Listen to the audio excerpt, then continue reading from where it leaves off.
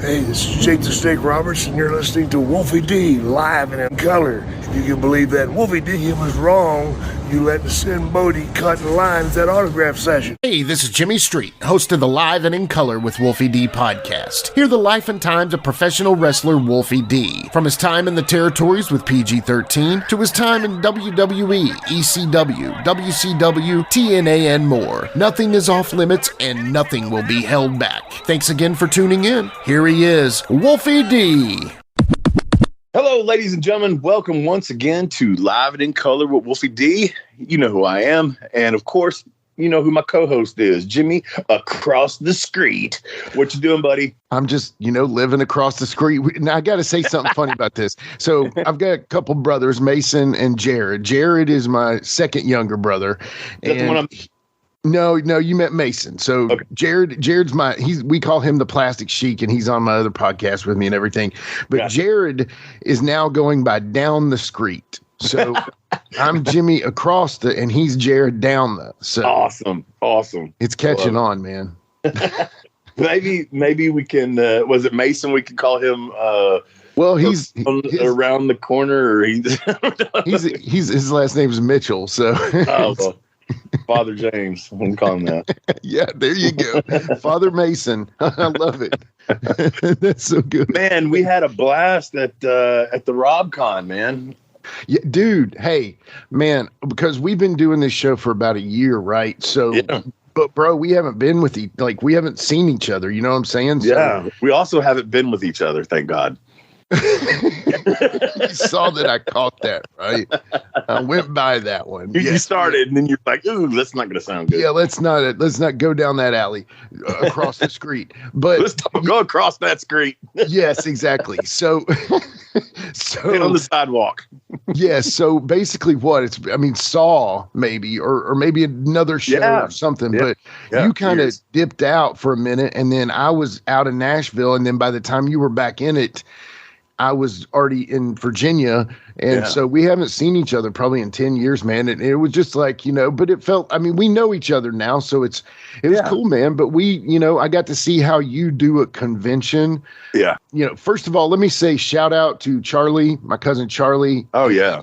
The Give Me Back My Podcast Network. Thank you. Yeah, Charlie was awesome, man. He took great care of me. I'm sure he took care of you too, but he took great care of me. And as I could see, he worked his ass off during the whole show. You know what I mean? He was constantly going and doing stuff for people. And hey, do you need something and all that? And that's the type of people I like working for. That are there for you, and not just, hey, here's your table, see you. He had my money for me as soon as I got there. Very professional. Thank you, Charlie.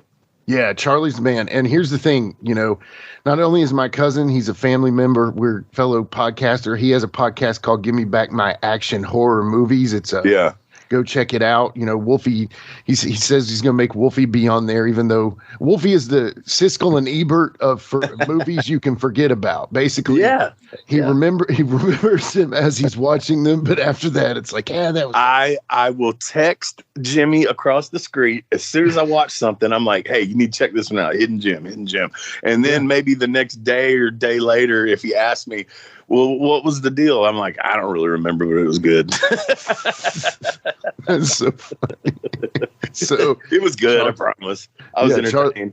So Charlie, if y'all are going to record with Wolfie, just do it right after he watches the movie and before he texts me, because after he texts me, it's like, forget city there. So. Yes.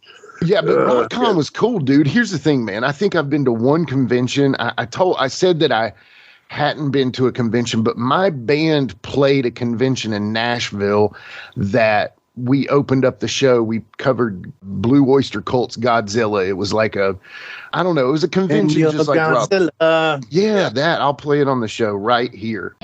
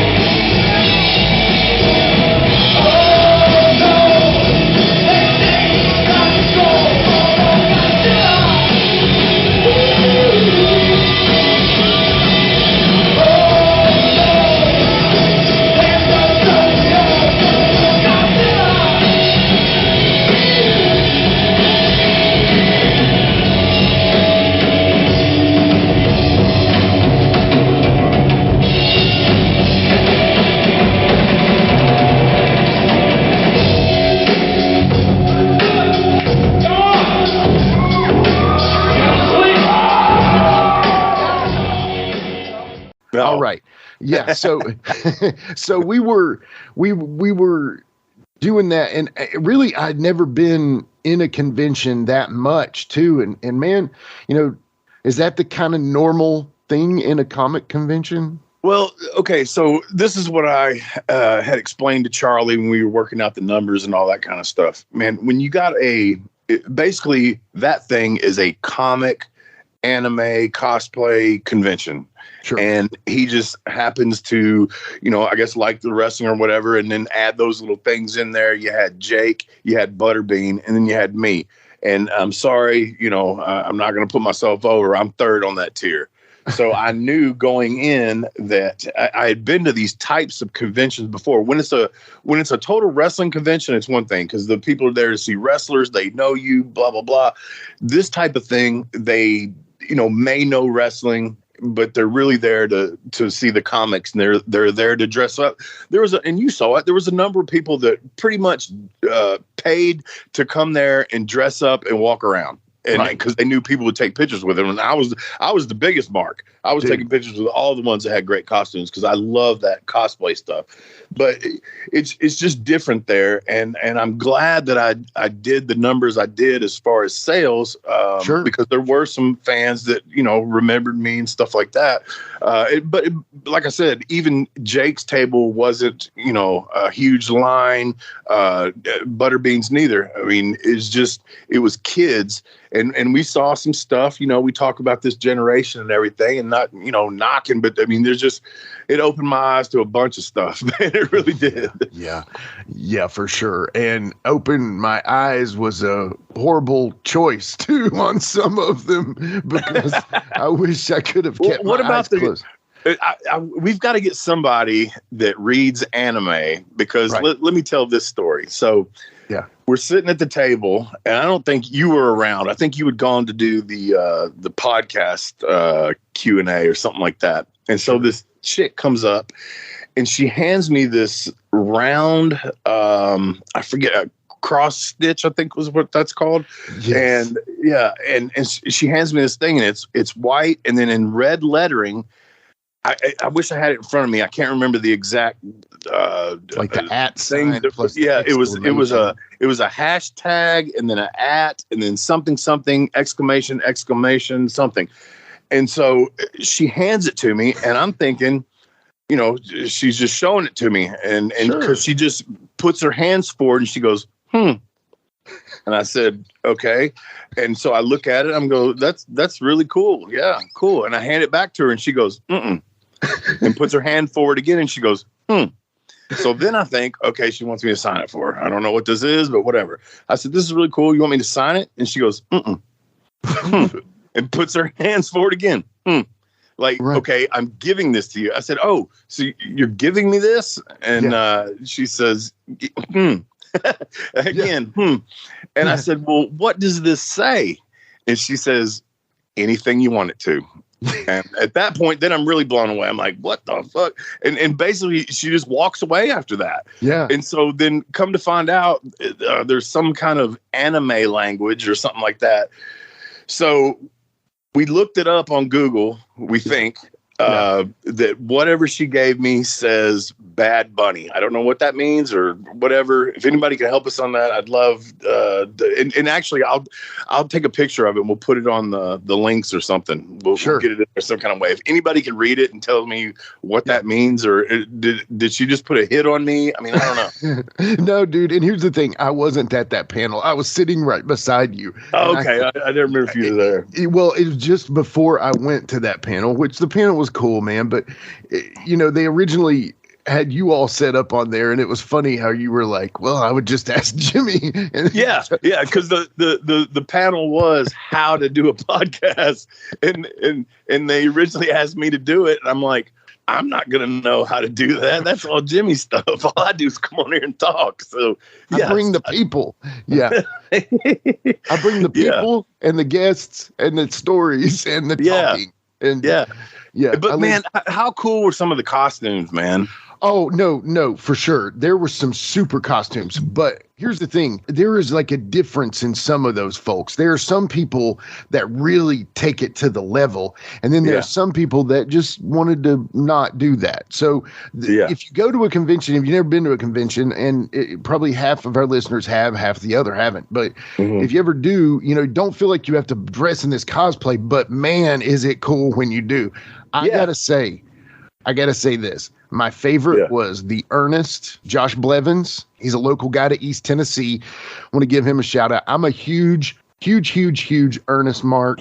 And so Ernest mark. I thought that one was, he looks the part. He really does. He does. And it was, but there were much more elaborate ones, Yeah. And that's what I'm saying as far as, because, like with my Cerebus outfits and all that, I made all that stuff, and that's how I learned how to do it, was watching YouTube videos of the cosplay people and how they did the Evo foam.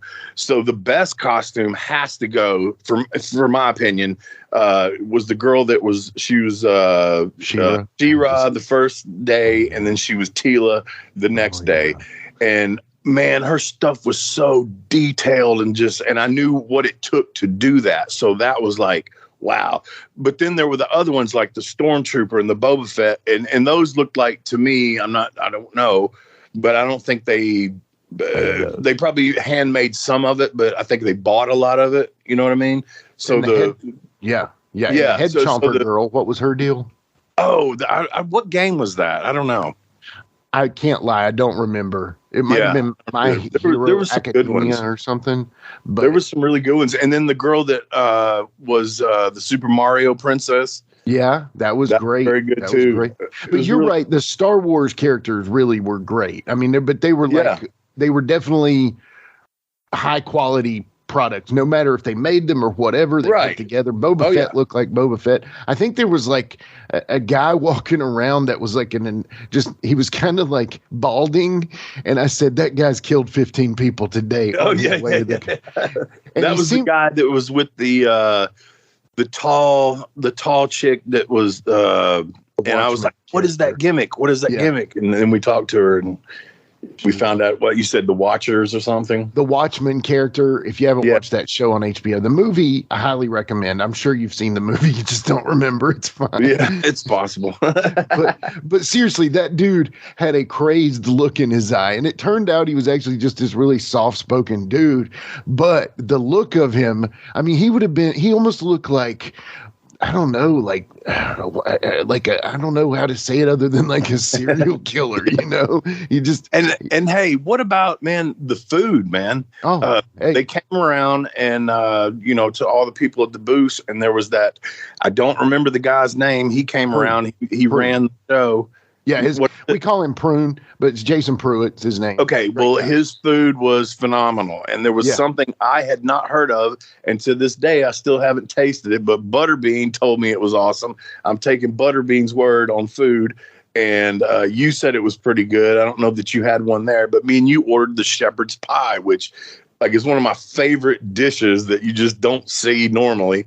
Right, and then what was the name of it? The egg thing. Scotch eggs. So it's basically a hard-boiled egg inside of like a meatball, deep fried, and they cut it in half. And I looked it up. Because Butterbean, once he got it, he was like, when I told him about it at first, he was like, ugh. And then he ended up getting one. He was like, man, that shit was awesome. And so I looked it up for him and the lady that was with him. I don't know if his wife or whatever. Sure. I didn't get that part of it, but I looked it up. It's a British thing. I think their whole deal was like a pub deal anyway, so that makes sense. So let's speak about some of these guests here. So obviously there was Butterbean. I want to get back to Butterbean in just a second, but there was Amanda Bierce, who was they had her there because she was in Fright Night, and it was some kind of anniversary for that. Marcy Darcy, exactly. That's how I know her. She was the nosy neighbor for the Married with Children, and honestly, she looks almost like she did off the show. Oh, I know. That's what I was thinking, because she was sitting right next to Jake, and when I went to talk to him once, I wish I would have, and I didn't. I didn't mark out that much over her. I should have, and I didn't. Sure. because I was a huge Married with Children fan. But yeah, man, she looked just like she did back then. I mean, she's doing good. And there were some other guests there. I think they were comic artists and tons of them. And man, some of the artwork. I mean, obviously, you know, I love art, and so I'm walking around going, God dang, man, these some bitches are good, man. Wish they'd give me some lessons, you know. I mean, dude, you don't knock yourself, brother. You got some good stuff. And you know, I also thought about this, man, is that I should have taken Prince, especially because I was telling Michelle this. I should have taken like my Spider-Man versus Goblin Prince. Right. I probably could have sold those, whether they knew who I was or not. You know what I mean? Sure. They would have loved that. But, you know, there was Amanda Bierce, there was Jake, and then there was comic artists who were incredible. Yeah. But, you know, Butterbean, I want to talk about Butterbean. So, first of all, you remember Butterbean as what? He looked like King Hippo from Mike Tyson's Punch-Out! Absolutely. Right? I mean, he was a bald dude, kind of massive guy, wore the American flag trunks, knocked people out in 10 seconds, that kind of guy. Yeah. So obviously he's older now and he's gone through some surgeries, but brother, is he not swole up top still? He's big as shit, man. When I posted that picture of me and him, most of the comments were, "That's Butterbean?" Right. Question mark, or holy crap, he looks great. And I even told him that. I said, man, after I posted that picture last night, I said, everybody's, you know, commenting on how great you look. And he was, you know, like, you know, thankful, you know, about that or whatever. But evidently he lives with DDP now. And he's doing some of the yoga stuff with him and going through all that. And man, I mean, you say what you want, man, but it seems like everybody that's gone to live with Dallas, man, comes out smelling like roses, you know? I mean, they do. Well, you know, I think if DDP had, I mean, he's probably well over his quota on karma points. Let's just say that guy's got a good heart and he's really doing it for help. And you know, what he says is he's not a rehab. I've listened to some of his shows and he says he's not a rehab. He's doing it more for the health aspect of people. And obviously dropping some vices help in health, you know? So it is. I'll tell you, man, not the last time I saw him, because the last time I saw him was last year at a convention, but I saw him at TCW, which was run by a guy named Matt Riviera. It was really good at first, and I mean, we can get into all that at another time. But Dallas was there, and that was the first time I'd seen him, and this was probably like 2013, something like that. And that was the first time I'd seen him since WCW. So probably 13 years or something. Anyway, he takes his ankle, he grabs his ankle and like a cheerleader. Took it straight up in the air. I mean, like stood there on one leg and his other leg was straight above his head and he was holding his ankle. I was like, what the fuck? That's Diamond Dallas. That's Diamond Dallas. I mean, it is Diamond Dallas, but that's crazy. But he's doing a cheerleader pose. I was like, what the fuck? And I mean, he wasn't wiggling or nothing, man. This motherfucker just took his foot and went whoop, put it up in the air and stood there and was like, yeah, this is what it's doing for me. I'm like, well, fuck. I mean, that's impressive. I can barely walk a straight line, but all right. Seriously, on a good day, you know? But, you know, we were talking about Butterbean. The dude is jacked to the gills, it looks like. He looks like he's strong as an ox. And I'm going to tell you something. Let me say this real quick before I forget. You know me. Sure. So he was on crutches. But here's the thing, man. I saw him, especially the second day, and the second day, Jimmy bailed on me. But anyway, I saw him the second day, and he was walking with his crutches, like around the place and stuff, a lot more than he was the first day.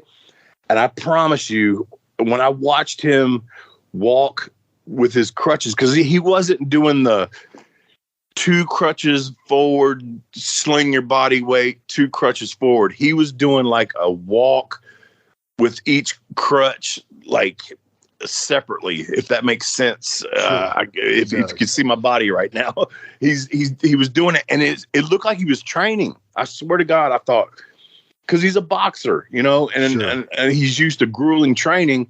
And I swear to God, that motherfucker wants to walk without those crutches. I promise you, because the way I watched him walk around, it was like he was training. I swear to God, it was like, dude, he was doing alternate steps and alternate crutches. It was not like I said, it wasn't the boom swing thing. It was I'm going to walk here shortly.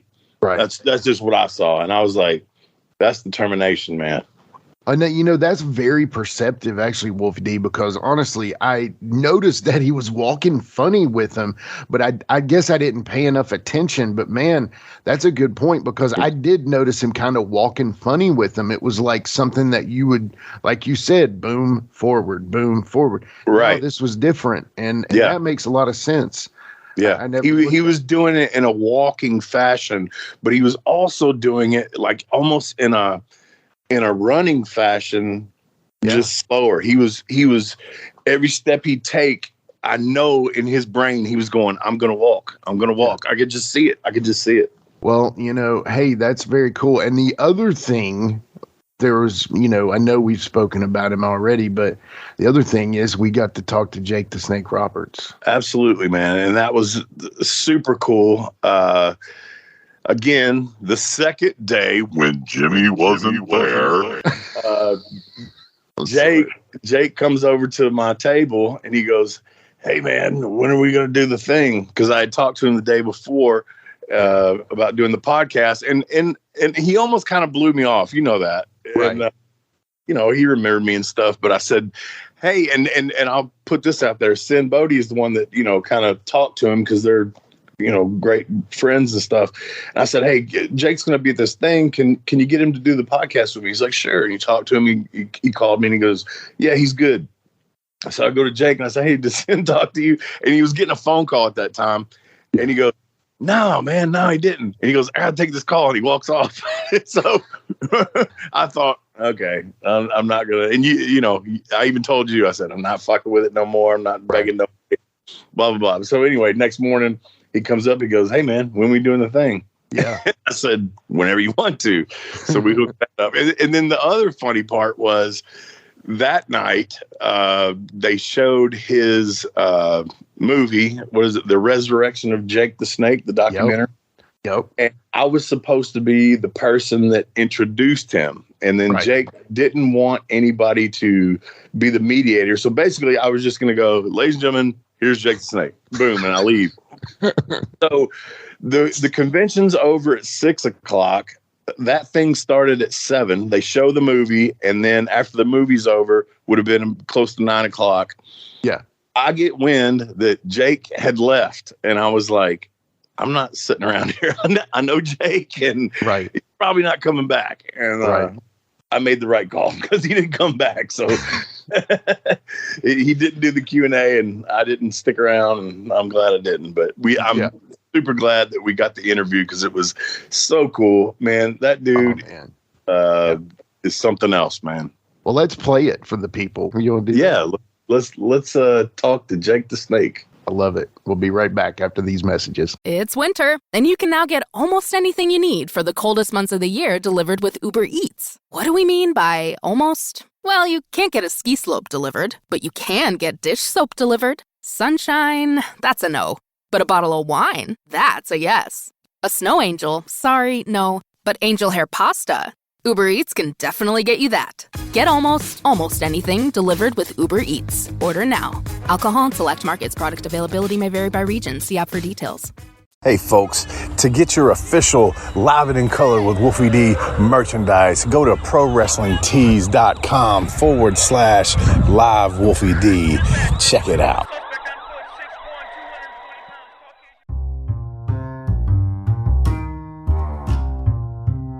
If you're listening to Live and in Color with Wolfie D on Apple Podcast and like what you're hearing, go ahead and leave a 5-star rating. And while you're at it, write a review. Tell us what you liked. Tell us what you'd like to hear in the future. It's very important to us and always appreciated.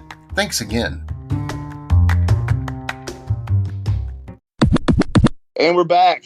Thanks, folks, for listening to our sponsors once again. I just kind of want to stay away from the normal bullshit that I'm sure he's answered 1,000 fucking times. Totally agree. I only briefly if it's okay with you, want to even touch on the movie and stuff, because I know you've answered that 1,000 times too, and I don't want to go through all that. I try to do this like a car ride. All right. So anyway, we're waiting on Charlie to bring Jake some water, and then I'll kick it in. Okay, sounds good. So we Thanks again, Jake, for coming on. Fuck you.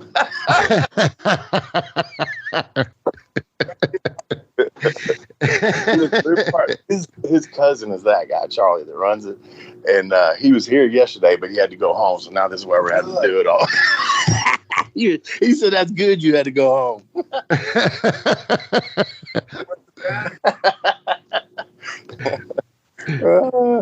That's hilarious.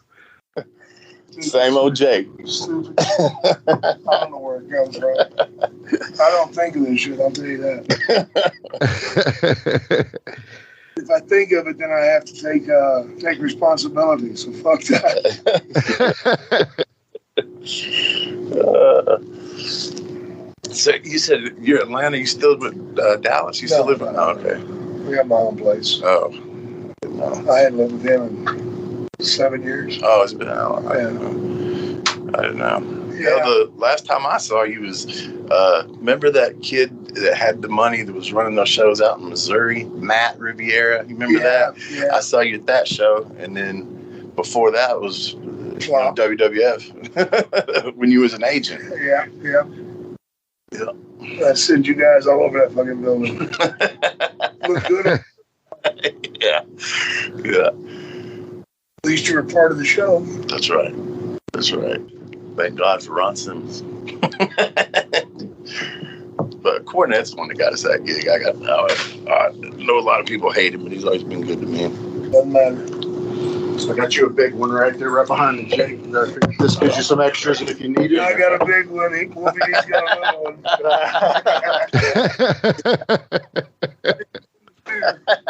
The room is yours, guys. Okay, thank you. Fuck off. Let's do it. All right. And now it's time to introduce the man of the hour for this week's edition of Live and in Color with Wolfie D. This man was a major influence on my childhood and what made me want to be a wrestler. In particular, the way that he can talk through the fucking TV screen at you, in you, and you feel it with your soul. And the one thing I noticed about Jake Roberts is that it's like anybody else that really succeeds in this business, the person that I'm sitting across from right now is that person on television, and that's why it relates so well. Jake has such a presence about him when he just walks in a room. Even now, when I first saw him earlier, it's just he has that presence about him that in a complimentary way is so evil, and that's why those promos touched your soul, because you could feel it. And also one of my favorite moves of all time, the DDT, which he was the guy, in my opinion, that did it the best, and I tried to mimic that. And my first question as I introduce you, Jake, what do you think? Because we know nobody sells nothing anymore. Right. But, and I'm guilty of it because I love the move and I thought I could do it a lot like you did it, because I tried to mimic the way you did it. Does it piss you off, or does it flatter you that the DDT got turned in kind of to a hope spot? Well, it's funny to me. Yeah. And the reason it's funny to me is because every time that move is used in the ring, they don't think about the person that's doing it. They think about Jake Roberts. You're exactly right. And when somebody kicks out of it, the first thing that fan says, fucking Jake does it, it's going to get up. Yeah. So all you're doing is bringing me up and making me better than the person that's doing it. I agree. And I think that's hilarious. Yeah. And it has to be flattering too, in a way, right? I laugh my ass off, man. Let's do it. Yeah. And it'd be even better if they did it right. But not many people have done it right. Yeah. The whole key about doing that thing is your left leg. You take your left leg, you step back, and when you're ready to go, you shoot that leg through there. That's what gives you the speed. Right. These guys that do the hook the head and the hop thing, oh fuck. Yeah. I want to go out there and punch them right in their pussy. That's why I say I really tried to mimic the way you did it. And it was just nothing other than out of respect for, like, there's a lot of moves that I took from mannerisms, I'll say, too, like from Randy Savage and just different people that I liked, you know, and put it all into one. That's how you build a character, guys. Yeah. The first thing you want to do when you go to build yourself is watch a lot of friggin' tape. Yeah. A lot of matches live if you can. Yeah. And then you pick out shit that really turns you on. For me, growing up, it was Bob Sweetan. Mm-hmm. He was the most evil looking son of a bitch. That guy had such a presence about him. He'd be walking the ring and people would be throwing shit at him, spitting on him, you know, trying to hit him with chairs, trying to cut him with knives. And he'd walk, and if he stopped and looked at you, you set the fuck down. Scared the fucking dog shit out of you. Yeah. I remember me getting the worst belt whipping from my dad. I'm ashamed to say I was 18 years old because I cussed Sweetan out and his wife when they were going to their car after a match. Really? I called her a fucking cunt. Oh, my Sweetan. And when I got home, the phone rang, and my dad come in there and jerked me out of bed and beat my ass. No shit. And that's when I kind of got smartened up for the business. Learn, right? What the fuck is this about? I thought you hated that motherfucker. That's funny. But I stole from Sweetan. Yeah. I stole from Terry Funk. Mm-hmm. I stole from different people. And, you know, Hiro Matsuda, the way that he would fucking just snake into a move, it was evil. Yeah, yeah. You know, and to me, the great guys in wrestling were people like Tukimuka. Mm-hmm. He was an old Japanese man, and he was so fucking evil. Mm-hmm. He was small. So instead of doing like most guys do these days, wear lift in their fucking boots and stand tall, he just made himself shorter. Mm. But it made him look so sneaky. Mm-hmm. Mm-hmm. So body language. That's it, man. Body language. You gotta, you know, your character, when you walk out of that fucking dressing room, before you get to the ring, the fans have already made up their mind on what you are. Yeah. Yeah. If you're a formidable opponent, or if you're a pussy, then you can take that for whatever you want. I'm not politically correct, but I mean nothing bad. I mean, hell, right. They call Pat Patterson I kissed him, and he wouldn't kiss me back. Hey, and let me ask you this. So we were kind of talking about, you know, watching things and stealing from other people. You may disagree with me on this, and if you do, that's fine. But I watched enough wrestling before I got in the business, started training at 15. I had rewound and slow motioned and did so much shit watching wrestling. Once I got in, the only thing I wanted to watch was me. And I tell you the reason why was because I could critique myself. And I personally think some of these guys don't watch their shit or they wouldn't do some of the shit they do. Yeah. So my theory is watch it beforehand, and then once you get in it, you should really watch a lot of your stuff instead of they always say, under the learning tree, watching 1996, this and that. Man, come on. Well, you know, I'll tell you, the guy that was great at doing that was DDP. Mm-hmm. He was the first guy to start taping every match that he had. Mm-hmm. Yeah. And it used to drive me fucking nuts. Really? I'm at home and I'm having to watch this fucking match while I'm driving. I'm ready to fucking crash the car. But, you know, if that worked for you, Wolfie, that's fine. It did not work for me because I was so brutal on myself. Mm. I was so insecure in what I did. Mm. I was probably the worst wrestler to ever step in the ring. Come on. No, I'm serious. I'm serious. When I first started, I'd never been in the ring except a referee. Right. I didn't know how to grab a fucking headlock. Mm. And I learned the trial and error method. I got you. Which is wrong. Yeah. And that's why I got hurt a lot in the beginning. Mm-hmm. But, you know, however you learn, just admit it and go on. Yeah. But I think the guys that pissed me off were the guys that think they know it all. Mm. Absolutely. And I'll tell you something.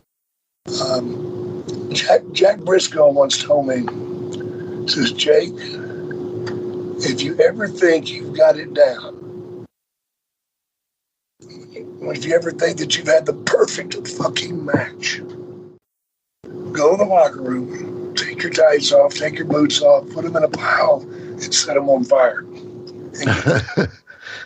Yeah. Because you don't know shit. Yeah. You always learn. You always learn. Yeah. Absolutely. I don't care if you've been in that ring for 35 years, you learn something. Yeah. If you don't, you're a fucking piece of shit. Yeah. Yeah. You definitely keep learning as this goes. And I even said to Road Dogg the other day, I had him on, and he had said something to me at a convention that just, it was, and you know, I have been in a little over 30 years, and he said something to me that just clicked. And yeah, but it was so, because I mentioned that Danhausen kid, and I said, we were having dinner, and I said, that dude's pretty fucking over. I said, when he came in, and he said, he's not over, he's popular. And I was like, what? I never heard that before, you know. Exactly. There is a difference. Yeah, and I'd never heard that before. There's a lot of people that get into that character because they're the same fucking size. Yeah. And because this little guy's actually getting a push, he gives them hope. Those are few and far between, and they won't be there long. Yeah. You know, he goes through a rough spot, brother, and you'll forget about him. Yeah, absolutely. Right now, he's enjoying himself. Yeah, if they book him correctly. Right. Well, good luck with that. Yeah. We've all said it on here. Don't put him in the ring. When's that going to happen? One thing that I was always curious about is, you know, and I've heard you say it later on, is the popularity of you versus Hogan. And is that essentially what killed any kind of feud with Hogan?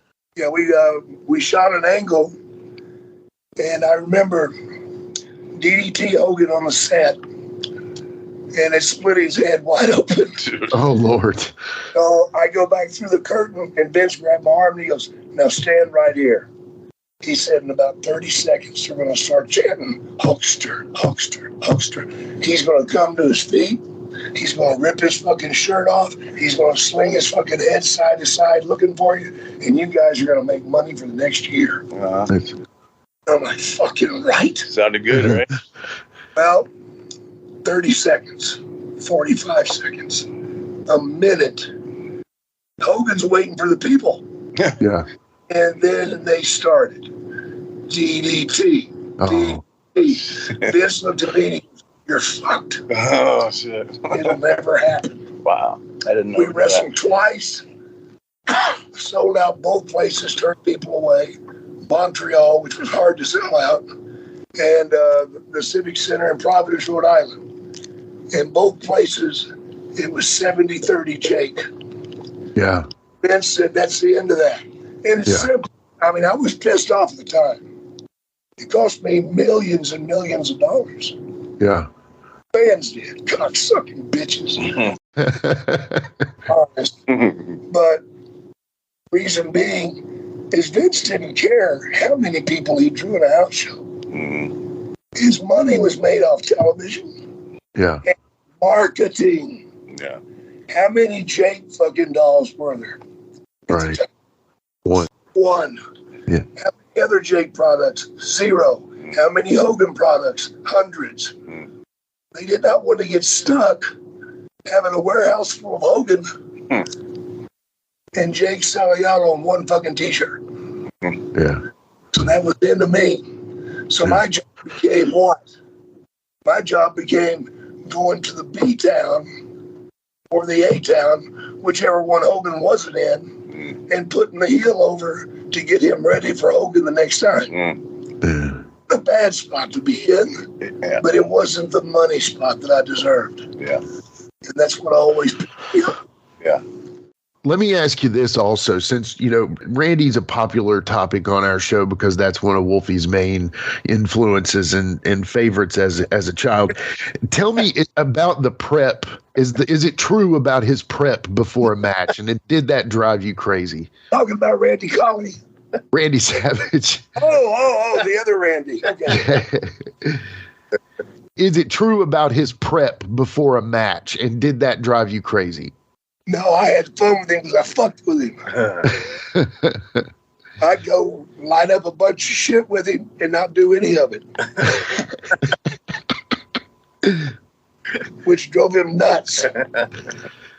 You know, let me tell you, I'm going to close it with this. This is my first. We, at one point, Hogan was off doing that fucking classic movie that he did. Right.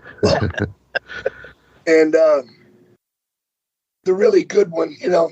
The really good one. Which one? Anyway, he was off doing that, and we had to do Saturday Night Main Event. So they came to Randy and I, and this is Dick Ebersol, the head of NBC Sports, and Vince. And they put us in a room, and we're like, what's this about?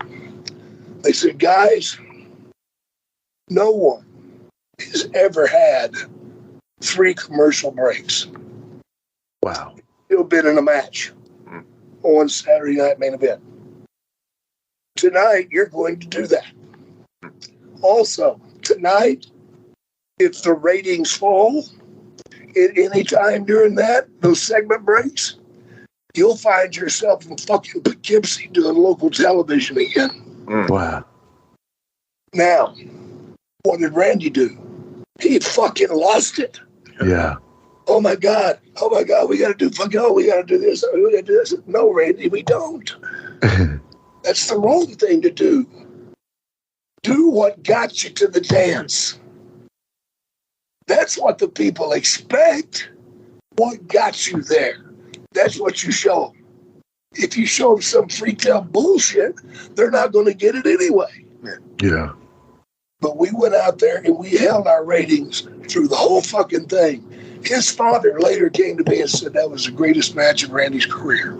That's incredible. A hell of a pat on the back. Yeah, that is. Guys, my throat is shit. No, me and Jake are here at RobCog for the people that don't know, and he was just kind enough to step away with me for a few minutes and get on the podcast. But we thank him for being on so much. And do it again. Yes, sir. Thank you.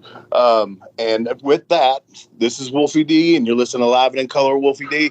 For Jimmy across the street, my co-host, and Jake the Snake Roberts, thank you so much for listening, folks. Let's take a break and hear from our sponsors, and we'll come back after these messages. Let's take a quick time out and get a word from one of my dope-ass sponsors, and we'll be right back with more Live and in Color with Wolfie D.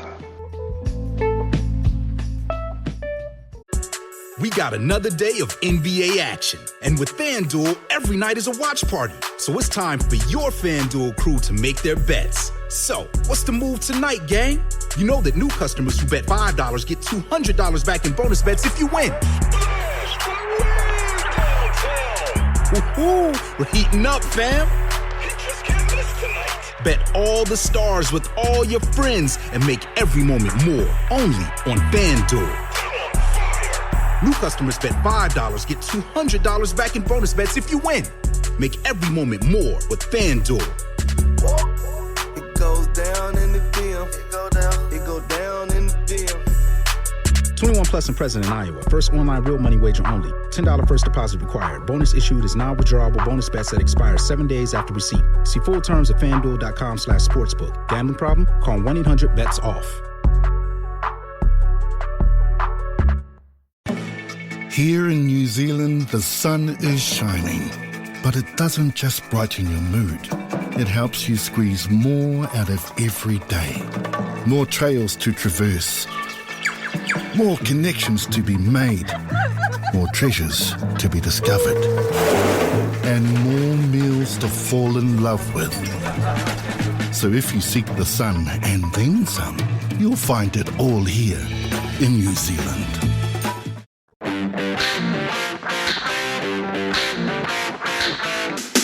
Hey folks, this is Wolfie D here, and if you are looking to buy or sell a home in Tennessee or Southern Kentucky, you're going to want to call my buddy, the rock star realtor, Benji Bowie. And you say, Wolfie, how do I get in touch with this rock star? Well, you can call him directly at 615-390-8216. You can go to his website, bowiehomes.com. That's B-U-I-E homes.com. Or you can email him at benbowie34@gmail.com. When you need a home, you need the Rockstar Realtor.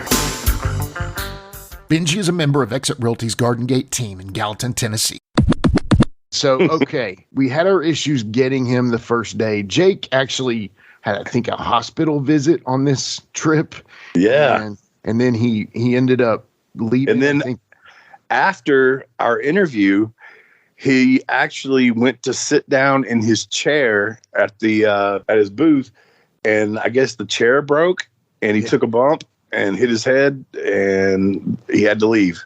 So I timed it perfectly to get him on the show before he took his bump. And I texted him afterwards. I said, "Hey man, I heard you took a bump." I said, "I hope you're okay." He said, "Yeah, I'm okay."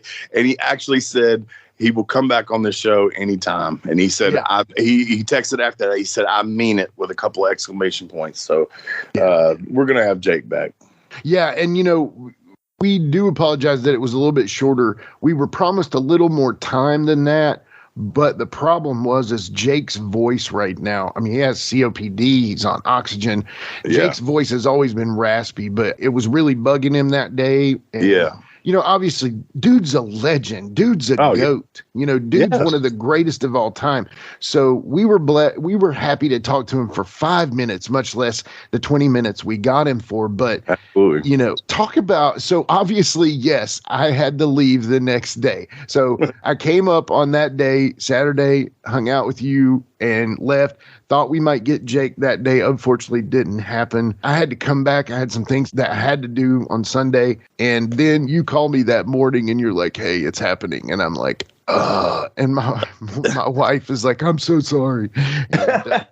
And Michelle's funny. She's like, "I'm so sorry." And I'm just like, "Hey, it's what it is. We're going to get it." The important part, I knew for a fact, worst case scenario, if we couldn't hook it up, you could sit down and talk to Jake for 20 minutes and record it on your phone, and we would be okay. I knew that would be fine. But we got to set it up. Charlie helped us out. I think you went in the green room, right? Yep. We went in a little private room, and Jake was awesome, man.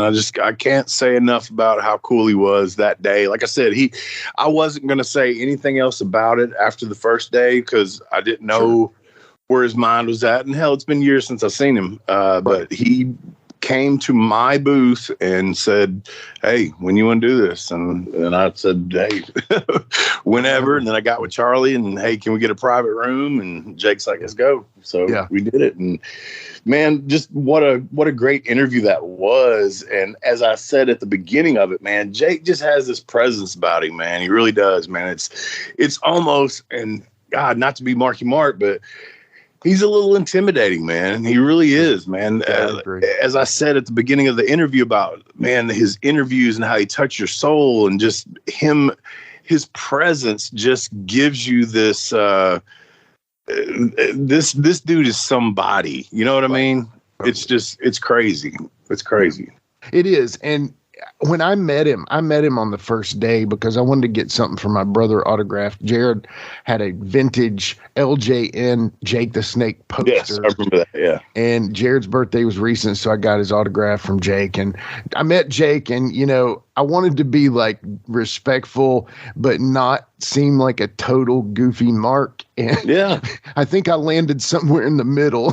Yeah, I mean, that's how we do, man. I mean, like I said, for me, when we talked about this before, back in the day, man, that shit was taboo. You didn't do shit like that. You didn't go up to the other guys. And, even though we have a podcast, everybody's got a fucking podcast now. Right. So it's not like I was presenting something great to him.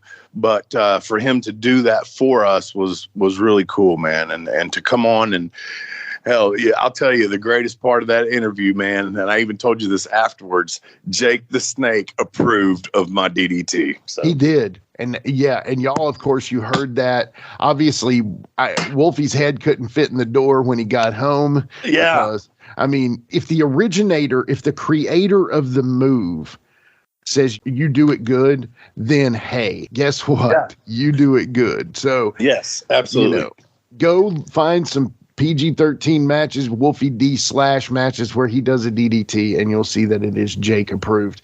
So, speaking of wrestling and times in wrestling, right now is possibly one of the crazier times. And I feel like I'm seeing through some of it, but everything is in an uproar. 2022 is literally crazy with wrestling this year. Yeah. And some of the biggest news recently happened. So I know we've been talking about Jake and the greatest and all that, but let's talk a little current affairs. What do you think? Let's do it, man. DJ, hit the music. It's a current affair. It's a current affair. Lemon and color. It's a current affair. Lemon and color.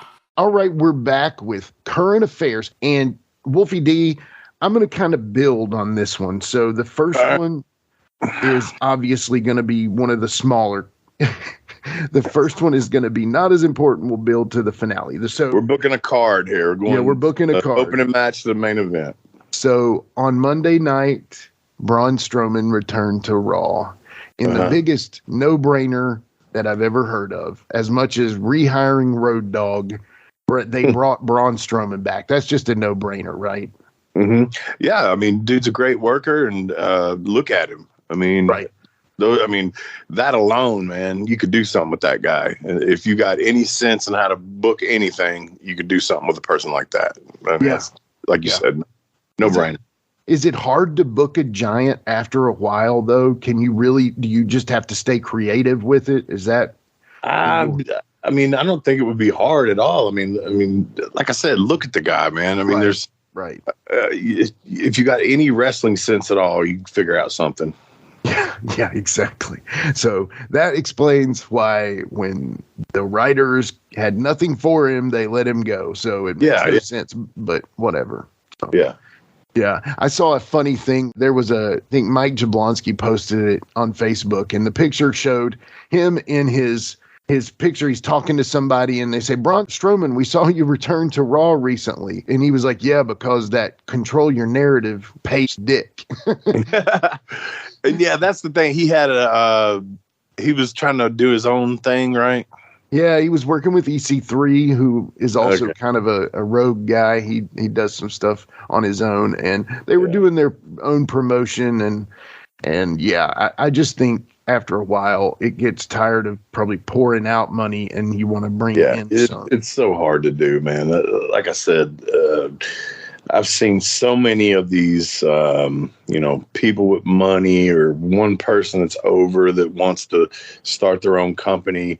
And unless you're fucking Tony Khan or somebody like that that's got billions to spend, you're not going to last that long, and then also Billy Corgan. I mean, he's got plenty of money to do what he's doing, but he's also, Billy does it, I think, just from what I see, and I don't really know, but just, it's YouTube, it's this, that's a small thing. So I don't think they're spending a lot of money.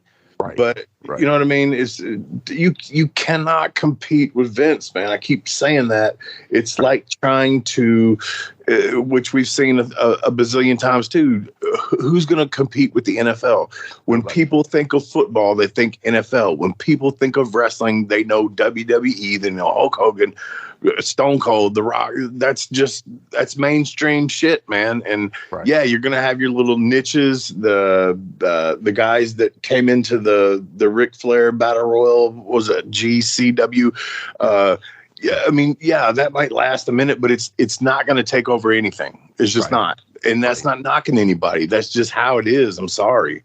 Yeah. I mean, and that's understandable, speaking, I know we got onto EC3 there a little bit. This is crazy news, brother. And so EC3 recently told a story about another professional wrestler, Velveteen Dream. Velveteen Dream was recently arrested for some misdemeanor charges. And Velveteen Dream is also a professional wrestler that was in NXT that was let go. And he was kind of seen as like a new Prince gimmick, but at the same time, he was got some weird stuff going on in his personal life. So, but basically, this might show you a little bit about what his issues are. So he caught him trying to record I saw that. dudes pissing at EC3's house. And so EC3 found a phone with a camera running in his bathroom. So he was pecker checking with high-tech pecker check. That's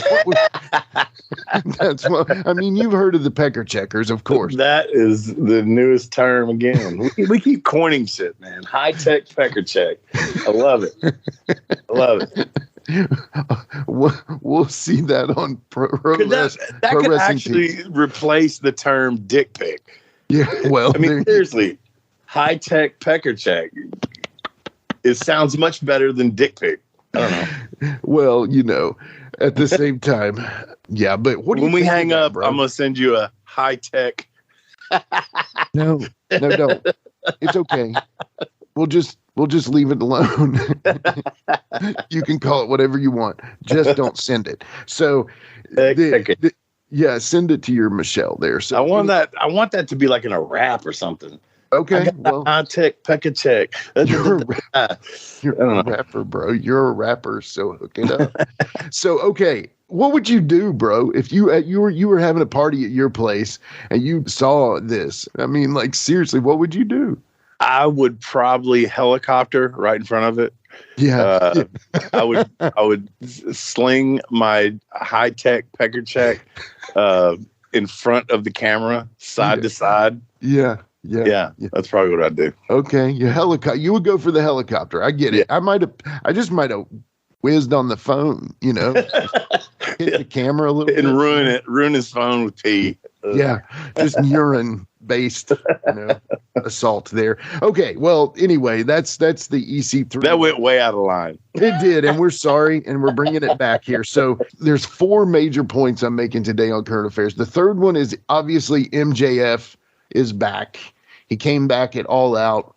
He was wearing a mask. He came in as the Joker in their Money in the Bank type deal where they bring down a poker chip instead of a briefcase or whatever. And so he made his return. I mean, that was a no-brainer. They were going to bring him back or at least try, So, again, back in the day when we heard that big promo, you said it was a work, and now it's been a work. So he returned. And here's another thing that Wolfie D has officially stamped a work. Now, CM Punk at the All Out Media Scrum and a fight with the Bucks. So what I want to do is I'm going to read the timeline of everything here. Okay. So following September 4th All Out pay-per-view in Chicago, Illinois, CM Punk snapped during a media scrum alongside AEW president Tony Khan. He went after journalists. He went after his old friend Colt Cabana, who they called by his real name Scott Colton. He went after the Elite, which is Matt Jackson, Nick Jackson, and Kenny Omega. And he went after Hangman Page for helping perpetuate much of the backstage and some on-screen drama that has taken center stage in the news of late. He spared no one and made clear exactly how he feels about all of them, outright saying he works for children, and if anyone has a problem with it, they can come see him. Reports quickly got out that shortly after he finished speaking and went backstage, the Elite did indeed go to him and a melee ensued. Now, Wrestling Observer reported some more details on it that happened during the melee. The Observer reports that an actual fight went down with Punk starting things by swinging fists at the Young Bucks. Punk's trainer, Ace Steel, who was involved and apparently threw a chair that hit Nick Jackson in the eye. Kenny Omega was also involved, and Steel apparently bit him and grabbed his hair. He Mike Tyson'd him. Yeah. They also report part of the reason no one has publicly commented on all this is due to potential legal issues. So they're reporting there is a precedent for some kind of suspension here, and considering Eddie Kingston was recently put on the shelf for a short time following a backstage fight with Sammy Guevara. And so here's the thing. They stripped them of their titles. The Elite, the Young Bucks, and Kenny Omega had the Trios title. CM Punk had the heavyweight title. They've stripped them. Last night, another team won the trios title. They're doing a tournament for the heavyweight title. So according to Fightful, Punk is alleged to have begun the physicality by swinging punches at Mac Jackson. Nick was said to have be either rocked or knocked out due to Ace Steel. Do you know Ace Steel? I do not know Ace Steel. I'm just going to, stop the whole thing right there because obviously it's all over the internet and stuff like that. I think personally, and I could be wrong, I think it's an elaborate work because I've been thinking this for a long time. I don't know if I've said it on here, but the way to work the people now is to work them on the internet because that's where everybody's at. And if you can work it on there, dude, do you know how many fights have broke out in a damn wrestling locker room? Do you understand how many fights? I mean, we've had deaths, talking about Bruiser Brody, just it's history with wrestling. You're going to get in fights back there, man. Right. I guarantee it happens in football. We just don't hear about it. But when you're competitive and you're back there, you're going to get in fights. You're just going to. Yeah. Now, I don't know whether this was a shoot fight or this is a staged work. I really don't. And I've said this before, man, the only people that know are the people involved. Right. Because I hate to go out on a limb and say, I think it's work, but I really do. And to be quite honest with you, I think it's very fucking smart if it is. Yeah. Because they're doing it in a way that caters to the new type of fan. Right. And you could suspend somebody, back in the day, so-and-so got fined or so-and-so got suspended. That didn't really happen. But now you would really have to do it in order for it to be believable. And I think none of these guys give a fuck if they get suspended. They can still get paid. I mean, there's so many things you don't know. Right. So, exactly. Yeah. And when I heard, the first part of it was that the Young Bucks kicked the door in, all I could see was both of them slapping their legs and super kicking the door open. That's what I saw. I can see that. Yeah. And then Punk fires up. I don't know. But anyway, it just seems a little too convenient. For all of it. I mean, you got your major stars, Kenny Omega, you got the Young Bucks, you got CM Punk, you got too many people involved that are your top tier guys, with the exception of Jericho. Where was he at? Well, I think Jericho kind of tipped it all off because at the scrum, Jericho comes out there and he's kind of acting as if he's like the Undertaker of the AEW. That's what he sees himself as. So we'll not get into if that's true or not, but at the same time, he sees himself as that. Now, he says to Tony, and people pick up on this, he whispers in the ear, he goes, some shit went down. Yeah, you might have to call the cops. And you kind of hear it through the microphones, but he's not saying it. He's whispering it to Tony, and Tony's like, what? But that tipped it all off because, really that set the story for the fight that happened in the back. So it was genius. I think it was a genius play, and I feel like it's a work. And because here's the thing, this is how elaborate it has to get for the internet. Absolutely. It has to get this elaborate. And like you just said, man, if it is, kudos to them because they've got the buzz, they got everything. So the only thing we can do, slight of us getting in touch with Tony Khan or Jericho or Kenny Omega and finding out if it's a work or not, us just sitting here, even me being in the business for as many years as I've been in, I don't know. But I also know that I've been a part of a lot of elaborate works. I've also been a part of some shoot works. So there could be heat with these guys. Who cares? Whatever. It's wrestling, man. And if it is, man, and they're doing it like this, they're using the internet and the internet fans to their advantage. And if they are doing that, they're smart as hell. You said it earlier. It almost takes this now. And what is next, man? What is next? Because who knows what's next? I mean, think about it. The Andy Kaufman, Jerry Lawler thing, before there was internet, everybody bought that. And there was only 2 or 3 people that knew the deal, and they kept it secret forever. This can be this generation's version of that, because as long as you shut your fucking mouth, which people have a lot of problem doing now, but if you shut your fucking mouth and just go with it, and I'm hoping that's what they're doing. I really am. I'm hoping that's what they're doing, because if they're not, the wrestling business has turned into a bunch of vaginas. I mean, seriously, if this is what it is, if this really happened and people are getting suspended for fighting and blah, blah, blah, then the wrestling business is in the toilet, and it's a whole new bunch of bullshit that I would not want to be a part of. Because if you're mad at somebody, man, confront them and go fight them in the back. That's the way it used to go down. Sure. Now, I'm not imagining. I don't know the number on Punk's contract. I know that Kenny Omega, the Young Bucks, and Punk are all paid several $1 million a year, I would assume. So to give up that with the possibility of almost, getting fired over a tiff about something that was done to spite you on, for a friendship that Punk can say what he says, but Colt Cabana brought Punk on his show. Punk spilled the beans on the WWE's wellness policies, and they both got sued for it. So Colt benefited from Punk going on the show, and Punk benefited from being able to tell his story. They get sued by the WWE, and then basically it's sued so much that it would either bankrupt Colt Cabana, and I think CM Punk feeling some responsibility for that helped out Colt Cabana, but that really killed their friendship right there. That's possible. I mean, there's a lot of things that goes on behind the scenes. And like I said, we don't know. Well, we're just here speculating.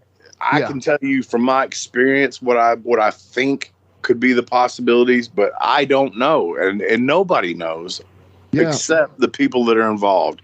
And like I said, it's getting publicity. It's getting talked about. We're talking about it. I mean, that's what you need to do. So if they're doing it like that, man.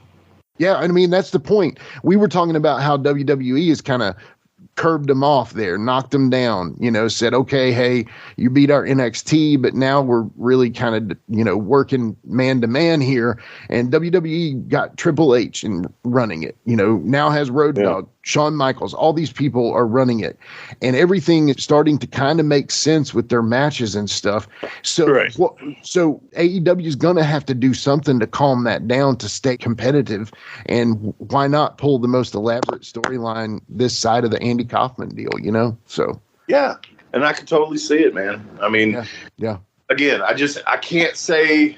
I wish I could. I wish I could say, hey, man, 100% this is a work, or 100% it's not, because I'm on the fence with it, because I don't know the players involved. I don't talk to them, so I can't give you that. But what I can say is what I'm seeing is it looks like an elaborate work to me. But if it is, kudos. Well, I'm like 70-30. I think I'm 70 work, 30 shoot. But I don't know, man. It's a possibility. Yeah, we'll see, right? I mean, that's the beauty of it. We'll see. But, I think that's pretty much the biggest part of what I would say current affairs is right now. I'm sure there's some other stuff out there, but we'll get that on the next episode. One thing before we go is I want to thank our brand new sponsor, Medley Welding. Will Medley and his team in Tullahoma, Tennessee, they take great care of you. And y'all are thinking, welding, what does that got to do with me? Well, one of the biggest things that I recently got for my birthday was I got a Tennessee Titans outside fire pit, and it's a metal fire pit, and it says it's got the Titans logo on it. What? Super cool deal, man. Can't wait to get that out in September. If you go to Will Medley and his team at Medley Welding, they can do that stuff for you. They do decorative art. They'll repair your old farm equipment. Will and the team are the tops, and we can't thank them enough for being sponsors on our show. And you know what's funny, man, is Tullahoma, Tennessee is, I believe, actually Winchester, and they're right next to each other. But that's where I had my first matches, was Winchester and Tullahoma, man. I got a lot of history there. Well, that's awesome. Well, his number is 931-581-6324. That's 931-581-6324. You can find them at Medley Welding on Facebook or give him a call. Tell him the Wolfie D podcast sent you. And I mean, seriously, y'all, the cool thing is they make like ornaments. They make anything you want with metal. And he's been doing it for like 30 years. So he's no, guy fresh out of tech school, Right. He knows what he's doing. So I want to see this Titan's fire pit. You got to send me a picture of that. I will, brother. Right after we get off the air, I'll send it to you. Yes, all sir. Right. So sounds good, anyway, man. Well, why don't you go ahead and take us on out, brother? Yeah, man. And again, like you said, thank you to our sponsors. Thank you to everybody that's listening. With every week, we keep getting more. And I just could not be more appreciative to the people that are listening to us, man. It's so awesome. Thank you, Jake, for coming on and talking to us. And I believe next week, I'm going to go out on a limb here. I think Butterbean is going to be on next week. We got to get that ironed out. But thank you, everybody. And for Jimmy across the street and his brothers and sisters down the road and all that shit, this is Wolfie D saying thank you for listening.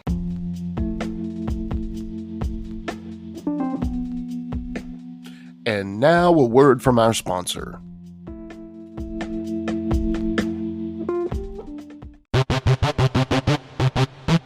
Ladies and gentlemen, welcome to Give Me Back My Pro Wrestling, the podcast that's based on the old school but can still help you find the good stuff from today. Jimmy Street and the Plastic Chic, Jared, are the undisputed tag team champions of the wrestling podcast world. From thought-provoking topics to superstar interviews to action figure expertise. This team does it all. And all they ask is, give me back my pro wrestling.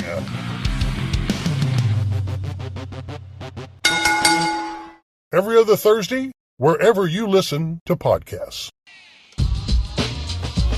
That's right, it's the talk of Middle Tennessee, the channel you love to hate and the channel you hate to love. It's Brian Turner from Brian Turner's VHS Rehab. And if you're looking for matches from Wolfie D to Jerry Lawler to Dusty Rhodes and the team that put a pimp before your eyes and a goatee between your thighs, Booty Call and Athena, go to lostwrestling.com. See, I made it easy for you. Brian Turner's VHS Rehab. Booyah. Join me, Gene Jackson, for the Jackson Interaction Podcast, where I'll be doing one-on-one interviews with people from the world of professional wrestling, as well as stand-up comedy. You can get them anywhere podcasts are available in both video and audio form, but you can find them all at genejacksonpod.com.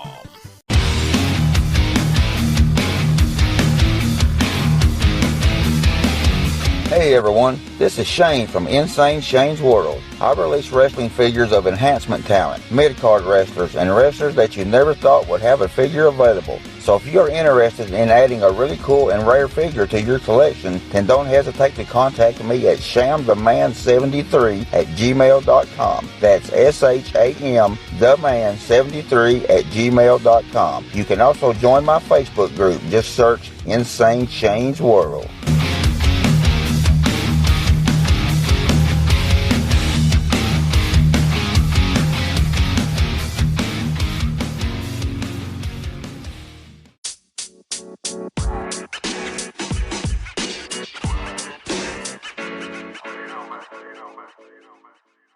So that was another great episode. Hey, Wolfie, tell them where they can find you on social media. Jimmy, they can find me in the club, bottle full of bub. I'm just kidding. They can find me on Facebook.